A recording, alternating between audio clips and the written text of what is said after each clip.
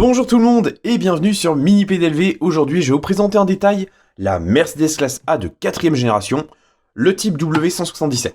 Dans cette vidéo, je vais donc vous présenter plus en détail la miniature exécutée par nos rêves en début de mois, en exclu web, dans cette inédite livrée verte que j'aime beaucoup. Comme d'habitude, déroulement en 3 temps. Premier temps, découverte en musique de cette belle 1/18e. Deuxième temps, je vous parle de l'histoire de la classe A, mais je vais être assez bref. Troisième temps, là, je vous détaille en détail cette belle miniature. On commence donc en musique, c'est parti, c'est maintenant go!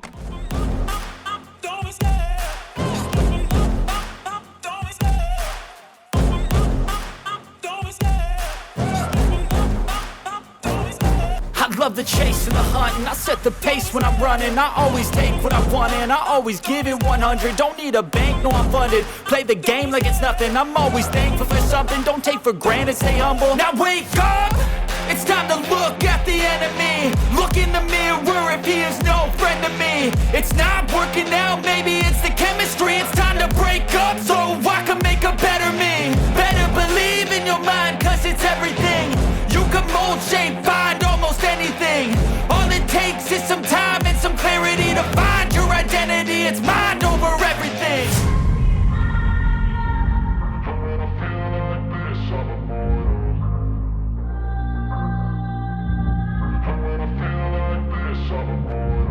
And when I feel like this, I'm immortal. When I feel like this, I'm immortal. When I feel like this, I'm immortal. When I feel like this, I'm immortal. Je vous le disais en introduction, voici donc une Mercedes classe A de 4ème génération. Ce modèle-là, il se positionne dans le segment compact, avec une concurrence quand même assez élevée, mais il faut bien dire que chez les Allemands, le segment compact premium, il est très porteur. Chez Audi, on a la 3, chez BMW, on a la série 1, Mercedes se devait d'avoir sa classe A. Pour autant, l'histoire de la classe A, elle remonte à quelques années quand même. Il faut remonter d'ailleurs jusqu'en 1997 pour qu'apparaisse la W168.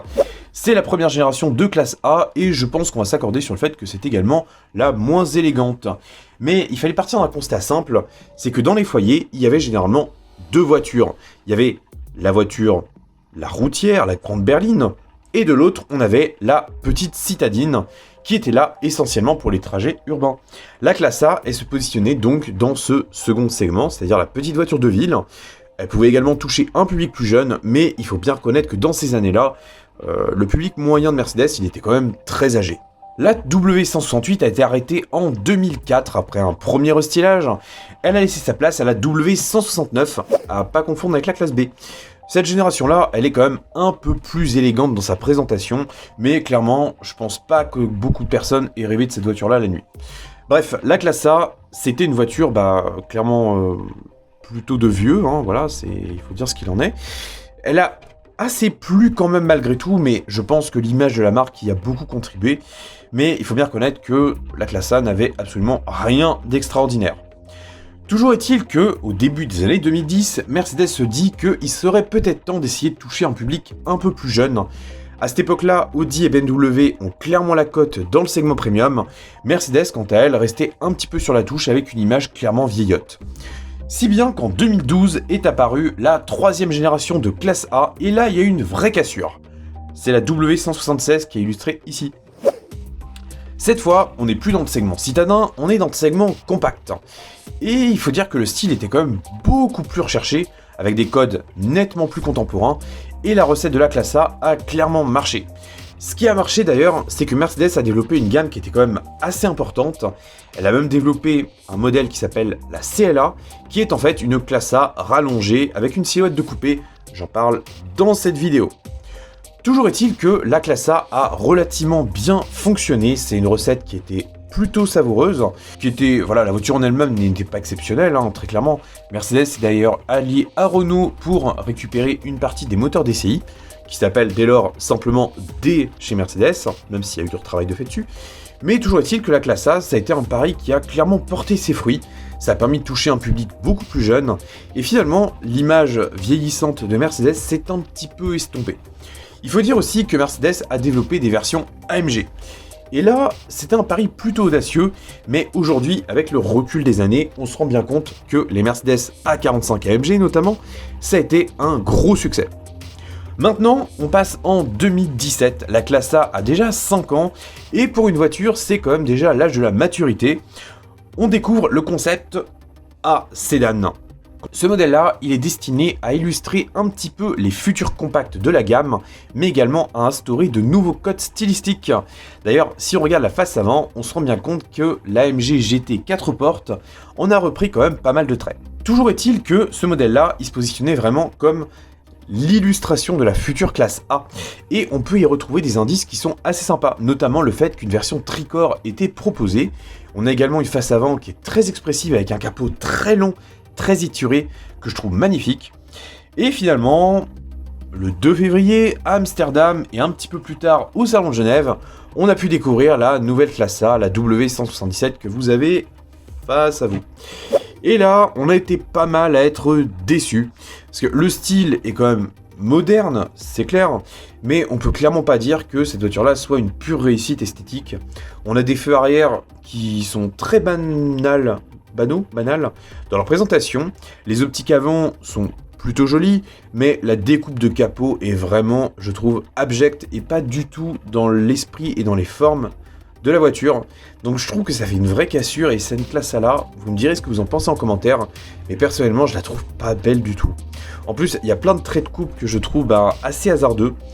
Bon, là encore une fois, je pense que c'est les goûts et les couleurs, théoriquement ça se discute pas, mais j'aimerais bien en discuter avec vous en commentaire quand même. Et donc on en arrive à la classe A classique qui sort en 2018 dans 3 versions différentes. La version bicorps, la W177, que j'ai également ici. Il y a également la tricorps, qui est la V177, qui est tout simplement une classe A avec un coffre. Et on a également un modèle chinois, qui est une version tricorps rallongée au niveau de l'empattement. C'est la fameuse Z177.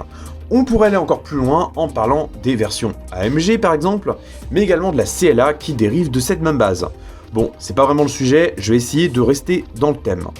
Toujours est-il que ce modèle-là, il a également reçu des versions AMG, des A35 et des A45 AMG, ce qui a d'ailleurs abouti sur le moteur 4 cylindres le plus puissant de tous les temps. Et on a également eu une gamme relativement classique avec des versions essence qui vont de la A160 209 chevaux jusqu'à la A250 de 224 chevaux. Du côté des mazout, on avait la A160 195 chevaux et la A220D de 190 chevaux. Il y a également eu une version hybride rechargeable de 218 chevaux. Ici, on est sur le fleuron de la gamme classique, on va dire. C'est la A250 qui apporte un moteur de 224 chevaux. C'est pas exceptionnel, mais ça suffit pour en faire une compacte dynamique. Bon, je vais pas aller plus loin sur l'histoire de la classe A, parce que clairement, il n'y a pas d'intérêt. J'ai déjà fait d'autres vidéos sur la classe A, par exemple celle-ci. Donc maintenant, on va s'intéresser à la miniature. Comme d'habitude, je vais arrêter le platal et on va faire la découverte du modèle au smartphone. Alors, il y a pas mal de choses à dire sur ce modèle-là, donc on va commencer tout de suite par l'avant. Bon, déjà, moi, ce qui m'a tout de suite plu sur cette réplique Norev ou un 18e, c'est clairement la couleur. Si vous suivez Mini PDLV, vous savez que j'adore les voitures vertes. Je crois que j'ai vraiment un problème avec ça, d'ailleurs. D'ailleurs, toutes les voitures colorées, généralement, me plaisent beaucoup. Mais là, j'ai eu le coup de foudre, voilà. Le coup de foudre pour une Mercedes, je crois que ça m'est pas arrivé beaucoup de fois. Mais voilà. Alors, le modèle Norev en question, il est sur une base relativement récente. Cette classe A de type W177, elle est sortie en 4 versions. Il y a d'abord eu une version rouge, ensuite on a eu une version qui était noire et une version grise. Là, on est sur un modèle vert qui est tout simplement une exclue web. Alors, si vous ne savez pas ce qu'est une exclue web, je vais revenir brièvement dessus. En gros, chez Norev, ils se sont dit qu'il y avait moyen d'essayer de toucher les collectionneurs en produisant des séries limitées. C'est donc le principe des fameuses exclue web qui arborent en fait des livrets qui n'ont jamais été édités jusqu'à présent.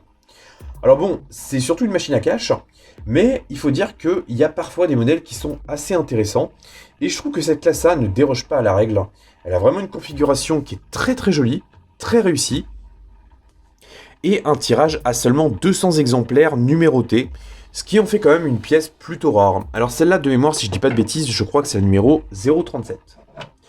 Bon, on va maintenant passer à la découverte un peu plus en détail, je vais éviter de trop m'égarer.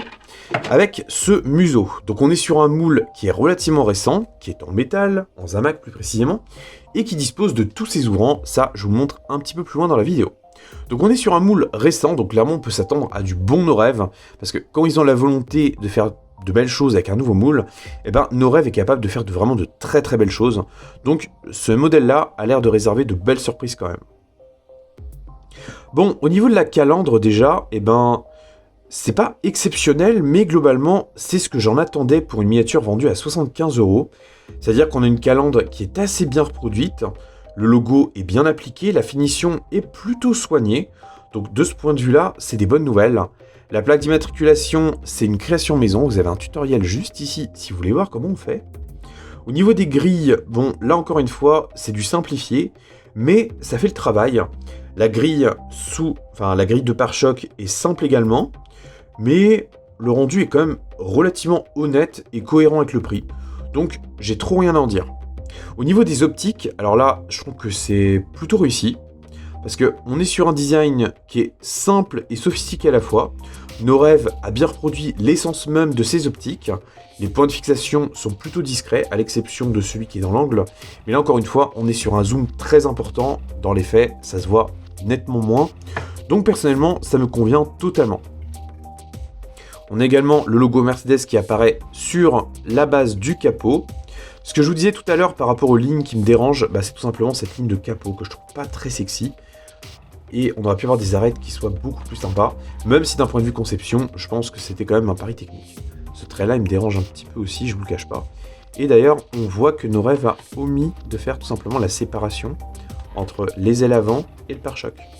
Bon, c'est pas très dérangeant, mais voilà, si on chipote un peu, on pourrait le reprocher. Mais à côté de ça, on a quand même une peinture qui est absolument somptueuse. C'est un verre qui prend superbement les reflets, qui est brillant comme il faut, avec une peinture qui n'a pas de peau d'orange. D'ailleurs, on est sur un verre satiné, si vous vous posez la question. Enfin bref, je trouve que c'est une pure réussite. Les lignes sont assez bien reproduites quand même, faut dire ce qu'il en est, c'est plutôt joli. Au niveau des jantes, alors Norev a proposé plusieurs modèles de jantes, ou du moins plusieurs mises en peinture différentes sur ces modèles. Donc là, on est sur des jantes noires à bâton, qui sont plutôt pas mal. On a le logo Mercedes qui apparaît en leur centre assez distinctement. Les ajustements sont d'ailleurs relativement bons. Est-ce que je vais réussir ma mise au point? Non, j'ai pas réussi. Les disques de frein sont également pas mal. On a des étriers qui, eux, sont bien en position fixe, avec le logo Mercedes qui est tout simplement positionné en leur centre. En matière de rendu, je trouve que c'est très satisfaisant. C'est pas du haut de gamme, mais ça va. Au niveau des ajustements d'ouvrant, globalement, c'est pas mal aussi. On a des jours qui sont quand même bien présents, mais étonnamment, ça ressort un petit peu moins en vrai qu'à l'image. Alors, est-ce que c'est parce que j'ai davantage de recul que vous? C'est possible. Dans tous les cas, c'est relativement acceptable. Le profil d'ailleurs est plutôt bon. Norev a fait du bon travail. On a quand même des petits ajustements qui auraient pu être meilleurs au niveau des contours chromés, avec quelques petites inégalités, mais globalement, on est quand même dans un très bon niveau. La miniature est clairement honnête et on voit qu'on est sur un moule de dernière génération. Les poignées de porte sont simplement rapportées. Elles sont d'une finesse qui est tout à fait acceptable, avec une mise en peinture qui est également très réussie et un positionnement qui est fait sûrement au demi-millimètre. Donc c'est très bon. Au niveau des jantes arrière, on est bien sûr sur des freins à disque également derrière, qui sont pas mal également. On n'a pas de vitre teintée sur ce modèle-là, je pense que c'était optionnel. Malheureusement, à l'heure où je vous parle, le configurateur Mercedes n'inclut pas la classe A, ou n'inclut plus. Au niveau de l'arrière, bon, là également, c'est d'un bon niveau. Les optiques arrière, même si j'apprécie modérément leur design, elles sont quand même assez bien reproduites. Les ajustements sont un petit peu moins bons, mais voilà, ça reste quand même acceptable. Alors, ce qui rend moins bien à l'image plutôt qu'en vrai, c'est que le brillant est très très bon au niveau des optiques, ce qui fait qu'on a un rendu qui est vraiment très qualitatif. D'ailleurs, la miniature dans son ensemble a un rendu qui est très bon. On a également des catadioptres qui sont des pièces rapportées, avec un point de fixation central, mais qui reste quand même assez discret, ça va. Le logo Mercedes est une simple pièce en photodécoupe qui a été rapportée, plutôt finement d'ailleurs. On a l'impression d'avoir une lunette arrière surteintée, tandis que les vitres arrière ne le sont pas, ce qui est un petit peu paradoxal. Alors, est-ce que c'est mon jugement qui est biaisé? Je sais pas. Dites-moi en commentaire ce que vous en pensez. On a également des canules d'échappement. Alors, chez Mercedes, malheureusement, c'est souvent du factice. Là, est-ce que ça va être le cas? Eh ben non, visiblement, pas ce coup-ci. Ça change. C'est plutôt pas mal. Bon, le côté gauche est relativement similaire au côté droit, naturellement, avec une trappe à carburant qui est ajustée plutôt finement. De toute manière, elle appartient au moule de la carrosserie. On a également un toit qui est panoramique. Donc ça, c'est le genre de petit détail qui est sympa également. Enfin bref, on est sur une miniature qui présente bien, avec un visuel qui est séduisant, et une mise en peinture qui est réussie et homogène entre les différents éléments de carrosserie et les ouvrants. Donc sur ce point-là, je félicite vraiment nos rêves. Au niveau du châssis, alors la miniature, je disais qu'elle était numérotée, mais elle est numérotée sur la boîte. Celle-ci étant, je crois, la 037. Sous la miniature, en tout cas, il n'y a pas d'identifiant particulier. Bon, toujours est-il que la ligne d'échappement est assez bien reproduite, même si c'est classique. Voilà, c'est honnête. Les suspensions sont fonctionnelles à l'avant comme à l'arrière, ce qui est sympa aussi. Enfin bref, on est vraiment sur une miniature qui en offre clairement pour son argent, même si certaines productions de nos rêves me dérangent un peu. Là, on est clairement sur un modèle que je vous recommande très vivement si vous avez envie de vous offrir cette classe A. Alors, en retournant la miniature, j'ai repéré qu'il y avait un petit loquet qui se trouve ici, qui permet en fait de faire appui pour ouvrir le coffre. Bon, c'est un peu plus compliqué que prévu, mais au moins c'est ouvert. Donc on est sur un moteur, enfin un cache moteur qui est plutôt pas trop mal.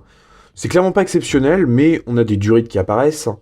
Et même si tout était moulé en une seule pièce, on a quand même le logo Mercedes qui était rapporté dans sa teinte aluminium, enfin chrome. Donc c'est globalement honnête. C'est pas l'ouvrant le plus intéressant, mais ça va. Et le loquet, on voit bien qu'il est juste ici pour ouvrir le coffre. En fait, c'est le coffre qui est ajusté un petit peu trop précisément pour le coup, qui a du mal à s'ouvrir totalement. Bon, c'est un petit détail, d'un côté je préfère ça. On a également le coffre qui est ouvrant, naturellement. Un coffre qui est habillé d'une feutrine plutôt légère, ce qui est assez sympa.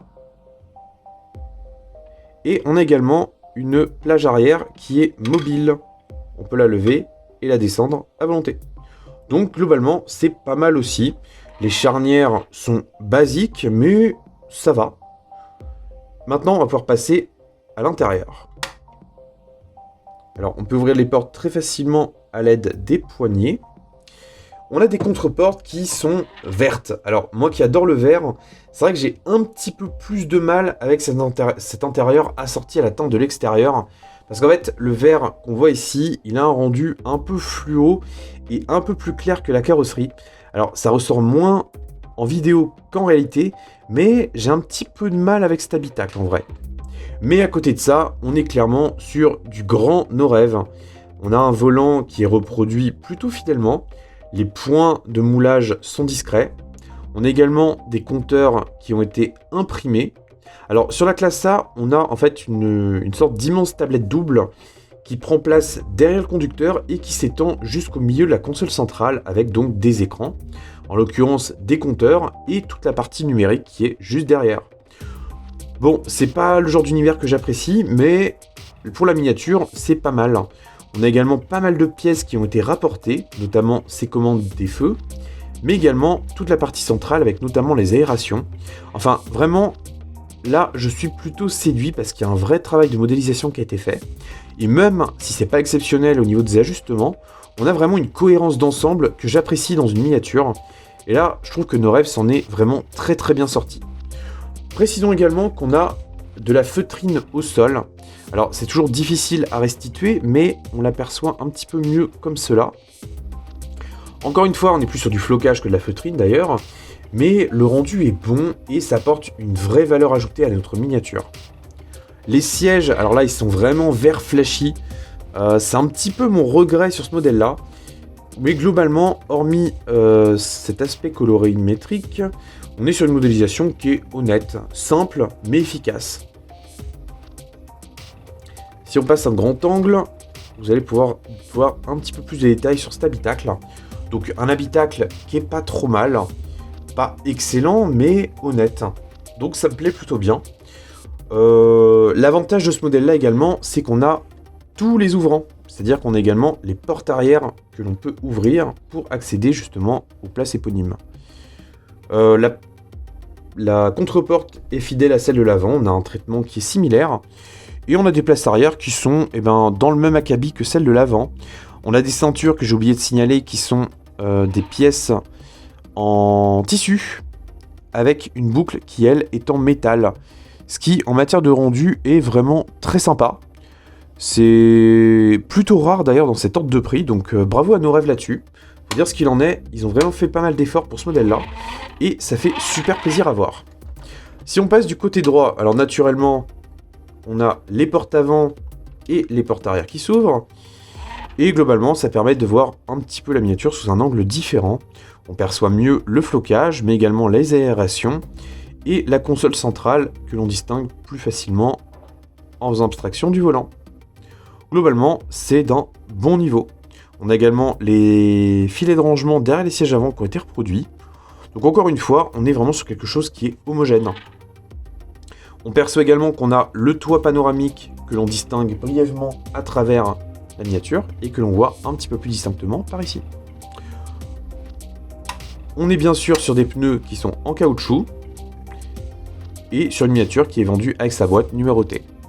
Je pense avoir fini la présentation de ce modèle-là. Alors maintenant, on va terminer cette vidéo et je vais vous dire un petit peu comment on peut acheter ce modèle-là. À l'heure où je vous parle, on est le vendredi 19 août à 11h32. La miniature est toujours disponible à la vente sur le site de Nos Rêves. Il faut vous rendre dans l'onglet Exclu Web et vous pourrez l'acheter au prix de 75 €. C'est ce que j'ai fait et les numéros sont attribués par ordre de commande. Plus vous commandez tôt, plus vous avez un numéro qui est bas. Il y a donc 200 exemplaires produits, ce qui en fait une pièce rare. Alors bien sûr, la classe A n'est pas une exclusivité Excluweb, elle a déjà été produite dans 3 coloris, il y en aura sans doute d'autres et peut-être même des versions AMG. Toujours est-il que ce modèle vert-là n'a été produit qu'à 200 exemplaires numérotés. J'en possède une, vous en posséderez peut-être une également. À mon sens, c'est une miniature qui en offre clairement pour son argent. Faut dire ce qu'il en est, elle est honnête dans sa présentation, elle est homogène, on a une qualité qui est réelle. Et vraiment, on sent que Nos Rêves a cherché à aller très loin dans le détail, tout en maintenant un prix de vente qui est raisonnable. Donc personnellement, c'est ce qui me plaît dans les voitures miniatures. Donc là, je suis plutôt séduit, même si de base, j'aime pas trop Mercedes, je le confie. Voilà, je pense avoir fait le tour du modèle, la référence c'est 183 862 et je rappelle que le prix de vente c'est 75 €. Sur ce, j'espère en tout cas que cette petite vidéo vous a plu. Moi, je tiens vraiment à vous remercier d'être toujours plus nombreux à regarder les vidéos et à me faire des retours toujours sympas. Ça fait super plaisir d'échanger avec vous et je vous en suis très reconnaissant. Donc merci à vous de me suivre depuis aussi longtemps. La chaîne ne va pas s'arrêter bien loin de là, j'ai encore plein de présentations qui vous attendent, plein de miniatures, pas mal d'événements aussi. Donc restez aux aguets, prenez soin de vous et d'autres familles, conduisez pas comme des pirates, surtout en ville. Bye bye, salut!